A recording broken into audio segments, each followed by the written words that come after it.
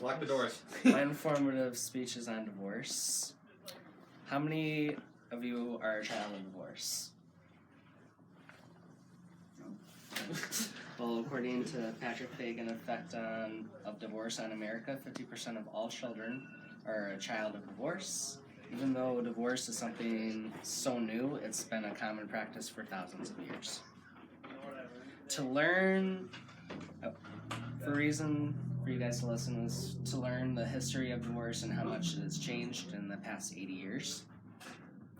And my thesis is that divorce is a very contentious issue and it has changed and shaped society's views on relationships. By the end, you will learn some information and reasons of divorce. Personally, I am a child of divorce.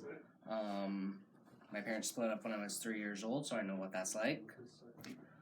And I know many people who are children of divorce, and I have family members who have been married at least 6 times. I did my research through the CDC, history-related sites, and family lawyer divorce blogs. My main points are, first, I will talk about the history and facts of divorce. Second, I will explain how divorce has changed in the past 80 years.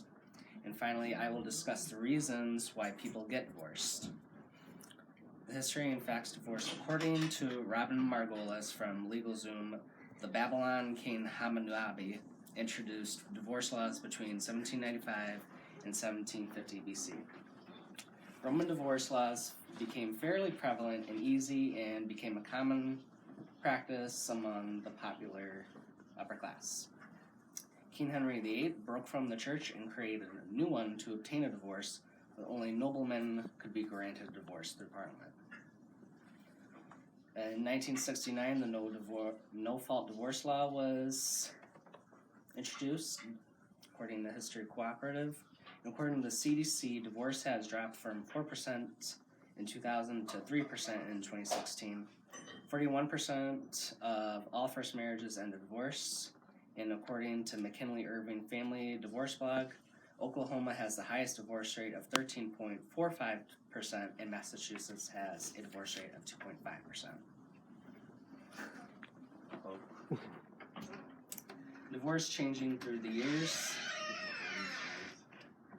In 1969, Ronald Reagan, as governor, signed the no-fault divorce bill, in which, according to Wilford Bradford Wilcox on his article Evolution of Divorce, it gave the spouse power to dissolve any marriage for any reason.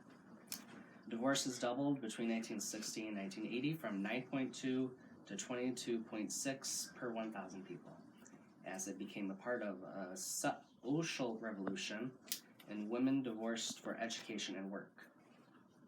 Divorce has now caused psychological stress among children, brought a stigma to divorce that threatens social stabilities. Divorce could only be granted on grounds of infidelity and abuse, and it helped raise the feminist movement. Reasons for divorce. According to Shelley Warren from Marriage.com, a blog, marriage is not a simple task, and the biggest reason for divorce is infidelity, which stems from anger and resentment as underlying reasons. The second most common reason is lack of communication. Couples are not being direct about their problems, rather passive-aggressive. And according to the HuffPost blog from Deb Roth's article, unmet expectations are a big role in divorce. Couples feel forced to make changes in their life to feel happy. So in conclusion, throughout my speech, I described the history and facts about the long-standing issue of divorce. Then I explained how divorce has changed through the years and carved its way through society. And finally, I deliberated on why people divorce. To restate my thesis, listening to my speech, divorce is a very debatable topic, and you guys now have some knowledge on the background and facts about divorce. And in closure, marriage is not a simple task. Focus on your problems head on. Be direct, not passive-aggressive. Today's society is changing the divorce stigma, and people are waiting longer and wiser to get married, and possibly in 80 years, divorce could be a minuscule effect on society.